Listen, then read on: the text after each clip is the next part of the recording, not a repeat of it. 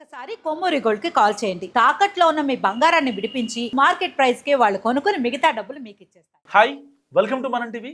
నేను మీ మనోజ్. సో ఈ ఫోటోలో కనిపిస్తున్న వ్యక్తి పేరు పైలట్ సుమిత్ కుమార్. ఏదైతే అజిత్ పవార్ ఫ్లైట్ నడిపిన వ్యక్తి ఈ 62 ఏళ్ల సుమిత్ కుమార్. సరిగ్గా ఈ ప్రమాదంలో ఎవరైతే చనిపోయారో వాళ్ళందరి చావు వెనుక ఒక్కొక్క స్టోరీ ఉంది. సో ఈ సుమిత్ కుమార్ చావు వెనుక కూడా ఒక గమ్మత్తైన స్టోరీ ఉంది. సో ఆ రోజున యాక్చువల్గా సుమిత్ కుమార్ కాదు, అజిత్ పవార్ ఫ్లైట్ నడపాల్సింది. సో వేరే అతను ట్రాఫిక్లో, బాంబే ట్రాఫిక్ చాలా హైగా ఉంటుంది కదా, మీకు తెలిసిందే. ఆ రోడ్లన్నీ చాలా రష్గా ఉంటాయి కంపేర్ హైదరాబాద్, బెంగళూరు.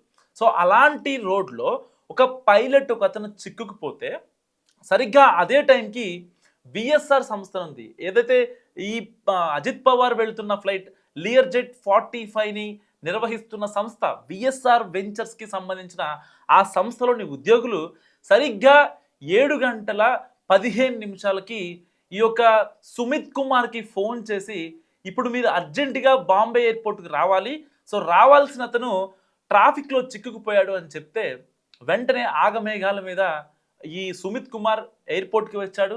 ఎయిర్పోర్ట్కి వచ్చిన తర్వాత డిప్యూటీ సీఎంని ఫ్లైట్ ఎక్కించుకొని బారామతి ఎయిర్పోర్ట్కి బయలుదేరాడు. సరిగ్గా ఫ్లైట్ ఎక్కిన 1 అవర్లో, అంటే అతను ఇంటి దగ్గర నుంచి వచ్చిన ఒక సరిగ్గా గంటలోనే ఈ మరణ వార్త వినాల్సి వచ్చింది. సో ఈ సుమిత్ కుమార్ కొడుకు, ఇంకా అల్లుడు, కూతురు వీళ్ళందరూ కూడా పైలట్లే.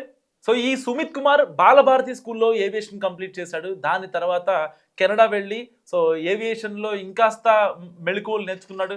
దాని తర్వాత సహారా ఎయిర్వేస్ కావచ్చు, జెట్ ఎయిర్వేస్ కావచ్చు, ఇలాంటి ప్రముఖ సంస్థల్లో పైలట్గా వర్క్ చేశాడు. సో తర్వాత ఎప్పుడైతే అతనికి 57 ఏళ్ళు వచ్చేసరికి విఎస్ఆర్ సంస్థ నుంచి అతనికి కాల్ వచ్చింది.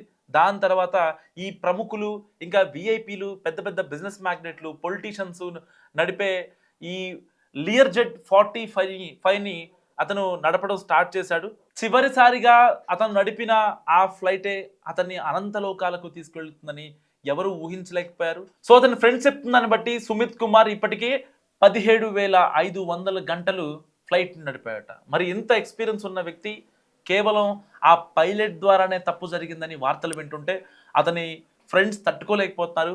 ప్రాపర్ విచారణ జరగాలి, ట్రాన్స్పరెంట్గా ఎంక్వైరీ జరిగిన తర్వాత సో విషయాలు వెలుగులోకి వస్తాయని చెప్తున్నారు. ఏదైనా సుమిత్ కుమార్ అసలు అతను ఫ్లై చేయాల్సిన ఫ్లైట్ కాదది. సో సరిగ్గా లాస్ట్ మూమెంట్లో విఎస్ఆర్ సంస్థ నుంచి అతనికి కాల్ రావడంతో జరిగిన ఈ దుర్ఘటన అతని కుటుంబంలో శోకసంద్రంలో మునిగిపోయేలా చేసింది.